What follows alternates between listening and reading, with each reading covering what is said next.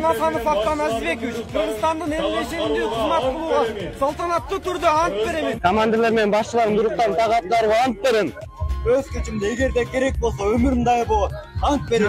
Atan ötenge kızmat kılım. Egerde gerek bolsa ömrümdü de ayabogu ant berin.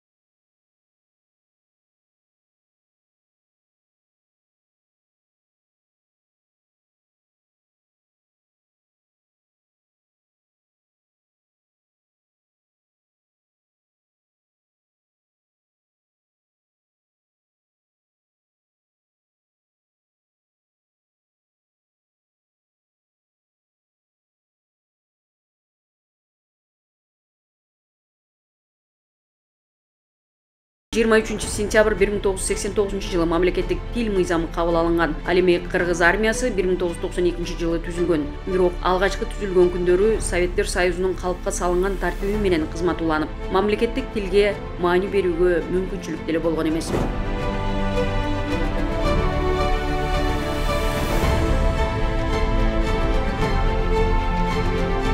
Закымдап мезгил өткөн сайын мекен коргоо тармагынын кызматкерлери да эгемен өлкөбүздүн мекенчил жараны катары кыргыз тилин эркин өздөштүрүп алышкан. Балалык кезден баштап сүйлөшүп жүрүп, үйрөнүп, жакын достор менен ошол кезден баштап үйрөнүп келдим. Анан кийинчерээк дагы бир убакыт өткөндөн кийин дагы толук сүйлөп калдым да. Толук билип калдым. Мисал үчүн бир жерге барганда деле көбүнчө кыргызча сүйлөп калган адамдардын арасында дагы ошо кыргызча экен деп туруп, ошонун бардыгын көрүп, ошону сүйлөшүп калып, билип калдым да. Анан көбүнчөсү адамдар айтат эле, тил билген байлык болот деп. Ошого дагы аябай кызыгып туруп, үйрөнүп кеткенмин. Кыргыз тил аябай жакшы тил, мага жагат да өзүмө дагычы. Неге дегенде мамлекеттик тилин билген адам өзүнүн жолун таап кеткенге да оңой да. Билип, сүйлөп, анан көбүнчөсү орусчадагы, кыргызчадагы кошулуп кетет. Кээ бирки адамдардыкычы. Бирок кыргызчаны бир жакшы толук билип алган, тил билип, канчалык көп деңгээлде мына билип калган болсо, өзүнө да кызык болот.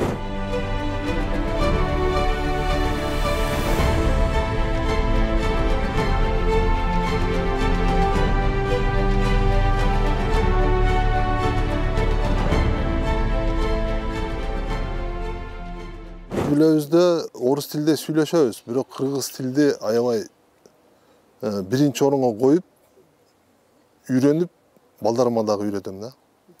Колдон келишинче.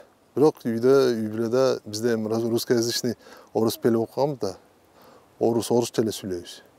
Кыздарым 2-3 кызым бар, 2 кызым азыр мектепте окуйт. Аларды орус мектепке, орусчага бергенбиз, бирок кыргызчаны дагы аракет кылып үйрөнгөнгө. 2013 жылдан бери кызмат кылып келатабыз. Анан кээде дагы айтышат, бизден дагы жакшы кыргызча сүйлөйт экенсиң деп көбүнчөсү айтышат да мага. Чынчына келгенде жаштыктан бери ошо сүйлөшүп келгенден бери ошон үчүн эле жакшы билет экенмин да мен да кыргызчаны. Эми разговорный болуп атат да меники дагычы. Кыргыз мектеп кыргызчаны окуганбыз. Эми биздин Кудайга рахмат, эжекелерибизге дагы рахмат. Алар бизге жардам берип, бизди үйрөтүп, жазганда дагы, эме кылганда дагы кыйналбай эле жазып, документтерди жүргүзгөндө анча-мынча керек болгон учурларда алып кетип атабыз да.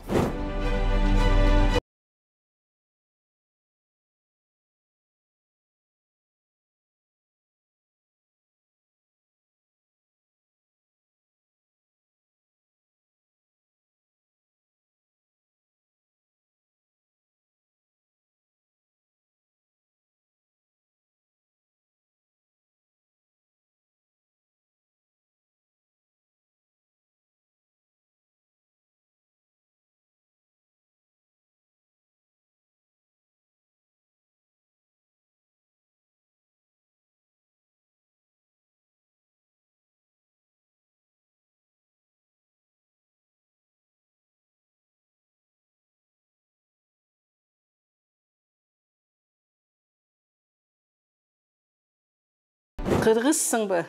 Кыргыз болсоң бийик тур. Кыргыз үчүн күндөй жаркып тийип тур.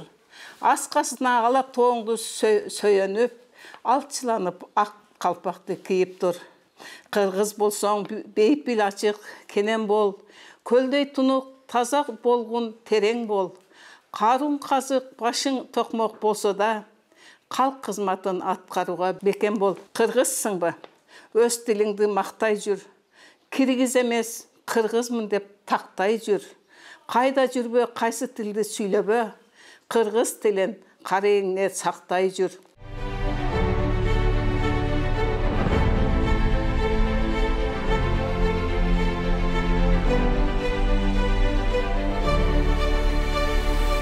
Ар бирибиз сүйлөгөндө кыргыз тил, башка улуттагы балдар келип кыргызчаны так билбесе үйрөнүп, аябай китепканадан көп пайдаланып, кыргыз тилдерден окуп, ушундай жакшы нерселерди үйрөнүп кетип атышат. Тартипте бар жокту.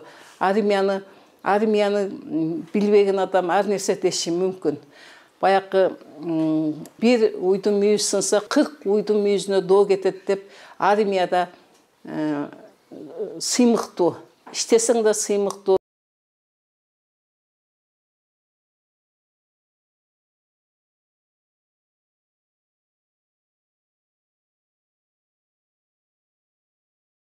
Бейпилдигин намыска бек сактаймын. Энеке ак сүтүңдү эл коргоп мен актаймын. Эр жигит эл четинде, азамат жөбетинде, алыста кыргыз элим, ардайым сезимимде. Сүйүктүү чек арамды, душманга аралатпайм. Атаке сөзүм берем, жүзүңдү жер каратпай. Жумасына 2 жолдан 20 мүнөттөн убакыт берилет. Келип көп нерсени Чыңгыз Айтматовдун армия кызматка карата китептерди окуп, көп нерсени үйрөнүп, билип келгенибизге 6 ай болуп калды. Күн тартиптин бардыгы кыргыз тилинде берилет. Аткарган жумуштарыбыз, кылган кызматтарыбыздын бардыгы кыргыз тилинде болот. Бири-бирибиз менен сүйлөшүүбүз, баарлашуубуз бардыгы кыргыз тилинде.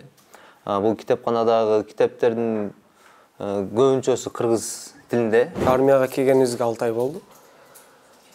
6 айдан бери көп нерсени үйрөнүп, Чыңгыз Айтматовдун китептерин көп окуйм. Ошо армияга келип кыргызча сүйлөшөбүз. Мен кыргызмын, сатылбаган, сатпаган.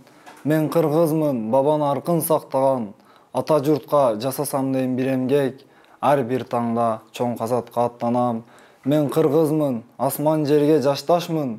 Эзеликимин, келечекмин, максатмын. Кылындагын, кыйшайганын каалабайм. Кырчылдаган кыргыз деген жакшы.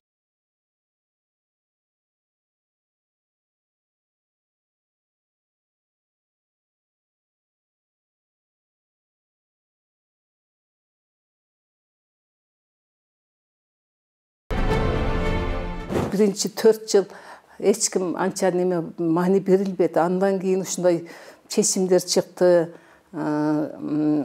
Neme mizanlar çıktı. Hazır kırgız dil bardı kırgız tilce söyleydi.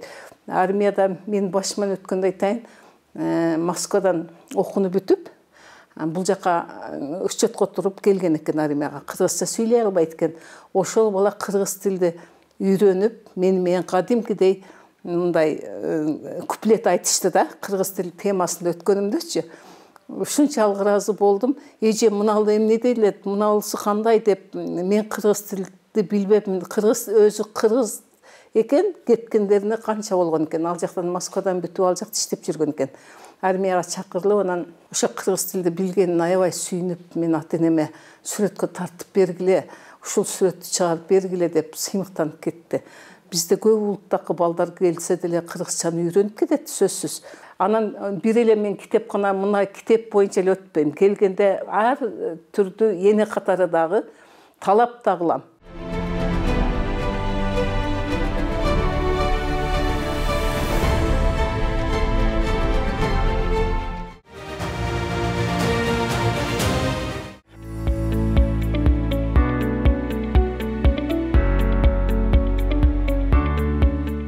Адаби жана көркөм чыгармалардан сырткары аскер тармагына таандык гезит, журналдарда мамлекеттик тилде аскер турмушун, аткарылып жаткан иш-аракеттер тууралуу кенен жарыялап келет. Аны менен эле чектелбей, регионалдык армия үйүнүн кызматкерлери тарабынан атайын ийримдер, мекенчиликке үндөгөн чыгармачылык кечелер да өткөрүлүп турат.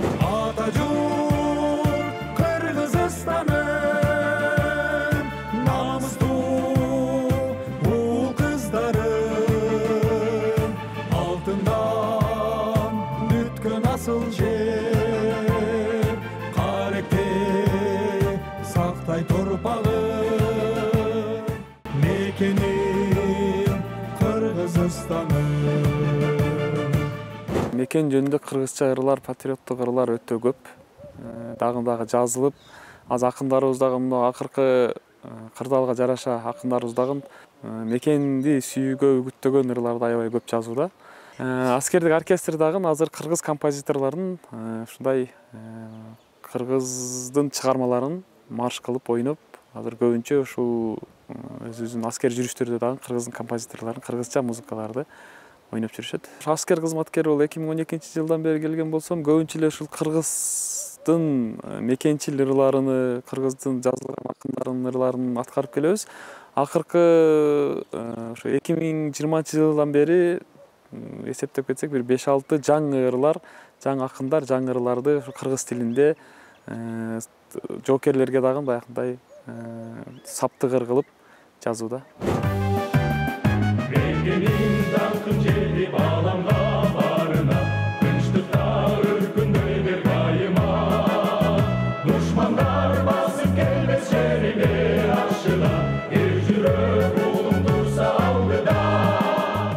Мамлекеттүүлүктү сактап, ыйык милдет өтөп келе жаткан мекен коргоочулар муундан буунга кылымдарды каратып келе жаткан тилибиздин кадыр баркын жыл өткөн сайын толуктап жаткандыгы оң жыйынтыгын берүүдө. Ар бир аскер кызматкери жана жоокердин мамлекеттик тилди өнүктүрүүгө салым кошуусу өз милдетинде ар намустуулукту, тартипти, мекенчилдикти, биримдикти арттырууга зор өбөлгө түзөт. Анткени армия тартип жана тактыктын урдосу. Бизе айлантуу көнүгүүсү Бут эн аралыкта кол тизеди, көнүгүүнү башта. Токто. Жалпы өркүндөтүшү 16 эсепке номер 1 көнүгүү башта. 1, 2, 3, 4. Азыркы күндө Кыргыз Республикасынын Коргоо министрлигинде, ошондой эле куралдуу күчтөрүндө мамлекеттик тилге болгон көз караш бул аябай өзгөрүп, жакшы багытта жүрүп отурат. Азыркы учурда бизде коомдук мамлекеттик даярдык деген сабак бар. Жоокерлер менен келишим негизинде кызмат өтөгөн аскер кызматкерлер менен. Ошол учурда дагы мамлекеттик тил жөнүндө атайын сабактар кошулган. Бул мамлекеттик тилге болгон өзгөчө көңүл бурулган, бул Коргоо министрлигинин атайын жетектөөчү буйруктары чыккан, андан сырткары министрлер кабинетинин токтомдорунун, Кыргыз Республикасынын президентинин атайын жарлыктарынын негизинде, ошол тапшырмалар коюлган негизинде көңүл бурулуп, азыркы учурда бүт иш жүргүзүү кагаздары, андан сырткары ушул кандайдыр бир укуктук ченемдик актыларды, кандайдыр бир уставды өзгөртүүлөр болсо, жетектөөчү укуктук ченемдик актыларга киргизилген өзгөртүүлөр болсо, биринчи мамлекеттик тилде иштелип чыгып, андан кийин расмий тилде аткарылат. Азыркы учурда жоокерлердин, аскер кызматкерлердин, офицерлердин ортосунда дагы бул мамлекеттик тилде биринчи иш кагаздар аткарылып, андан кийин расмий тилде дагы аткарылат.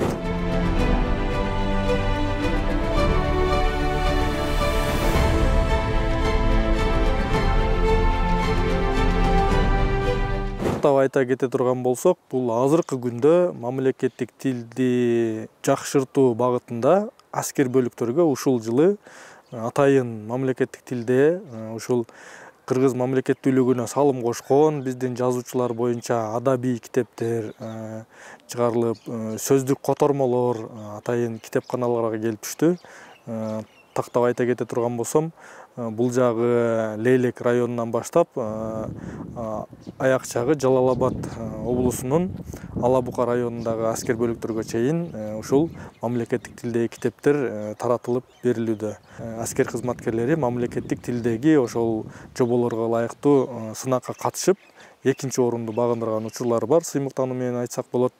Андан сырткары дагы билим берүү мекемелери менен биргеликте жоокерлердин, аскер кызматкерлердин үй бүлө мүчөлөрү менен биргеликте ушундай атайын кечелер мамлекеттик тилди күнүнө карата чыгармаларды угуузуу, жазуучулардын жаңы чыккан китептерини презентациялоо боюнча иш-чараларга катышып турат. Согушка!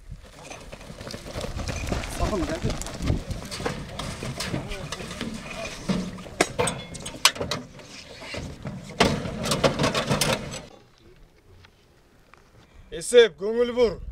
Душмандын учкучсуз учуучу аппаратын байкадык.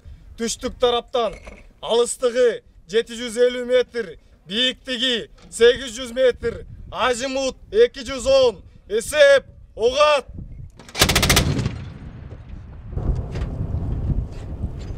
Тил бул тарых, мамлекеттүүлүктүн өнүгүүсүнүн башаты. Тил бул маданият. Эгемен өлкөбүздүн эне тилин урматтоо өз мекенибизге болгон жарандарыбыздын мекенчилдик сезими. Кыргыз армиясы түзүлгөндөн бери маани берилип келе жаткан мамлекеттик тил улам өнүгүү жолуна түшүп отуруп, 2021 жылдан тартып 2023-2025 жылдардагы улуттук программалар жана мыйзамдык өзгөрүүлөр күчүнө кирди. Учурда жалпы күч түзүмдөрү аны толук кандуу ишке ашыруу аракетин көрүп жатышат.